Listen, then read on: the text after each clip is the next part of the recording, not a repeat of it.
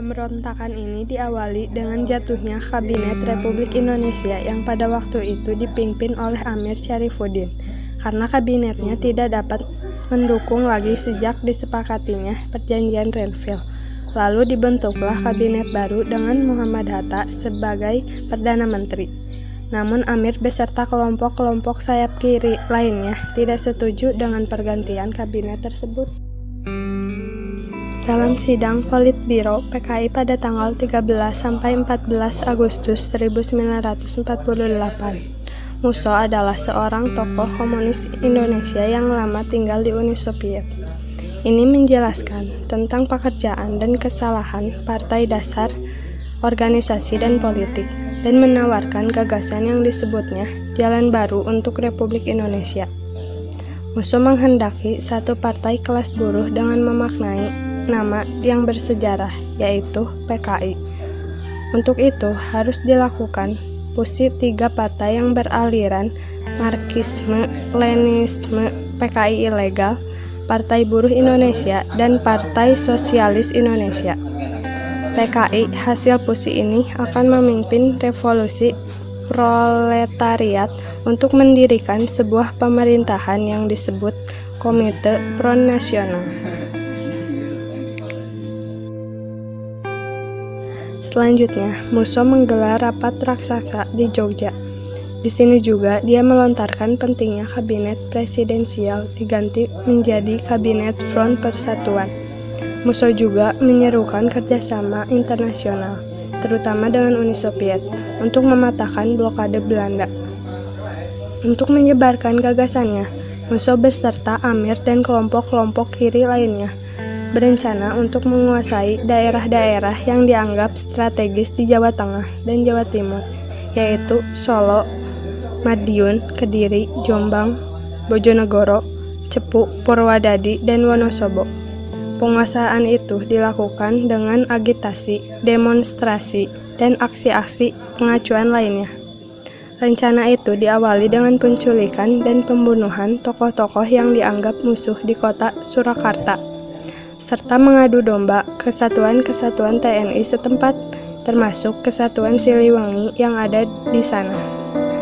Mengetahui hal itu, pemerintahan langsung memerintahkan kesatuan-kesatuan TNI yang tidak terlibat adu domba untuk memulihkan keamanan di Surakarta.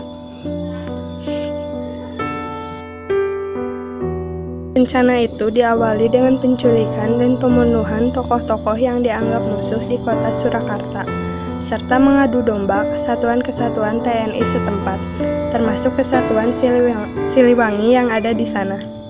Mengetahui hal itu, pemerintahan langsung memerintahkan kesatuan-kesatuan TNI yang tidak terlibat adu domba untuk memulihkan keamanan di Surakarta dan sekitarnya.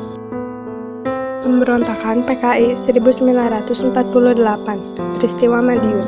Pemberontakan PKI 1948 atau yang juga disebut peristiwa Madiun adalah pemberontakan komunis yang terjadi pada tanggal 18 September 1948 di kota Madiun.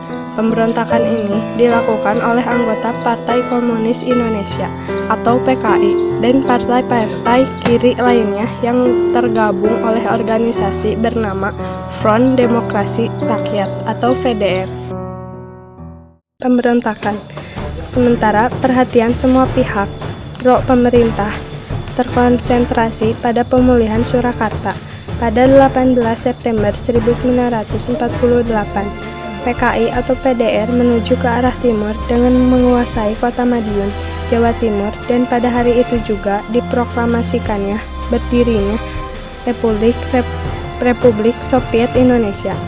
Hari berikutnya, PKI dan PDR mengumumkan pembentukan pemerintahan baru. Selain di Madiun, PKI juga mengumumkan hal yang sama pula di Pati, Jawa Tengah. Pemberontakan ini menewaskan Gubernur Jawa Timur, R.M. Suryo, Dokter Pro Kemerdekaan Soemardi, serta beberapa petugas. Aryo Suryo.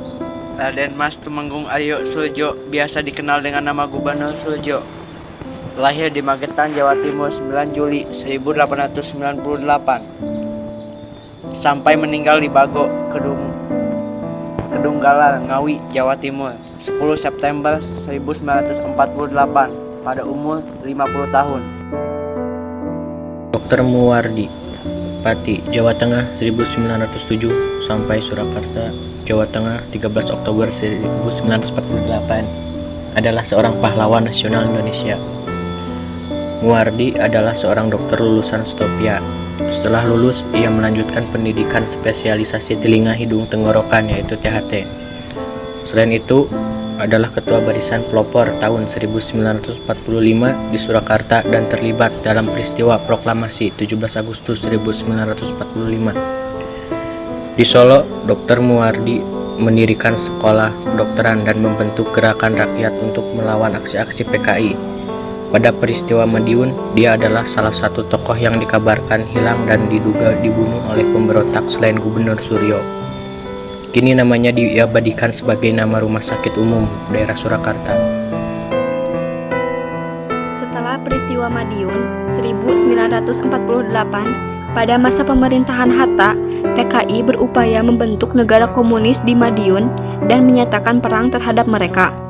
Amir Syarifuddin sebagai salah seorang tokoh PKI yang pada saat peristiwa Madiun meletus sedang berada di Yogyakarta dalam rangka Kongres Serikat Buruh Kereta Api, turut ditangkap beserta kawannya. Pada tanggal 19 Desember 1948, sekitar tengah malam, di kompleks makam Desa Ngalihan, Kepala Amir Syarifuddin ditembak dengan pistol oleh seorang letnan polisi militer, sebuah satuan khusus dalam Angkatan Bersenjata Indonesia.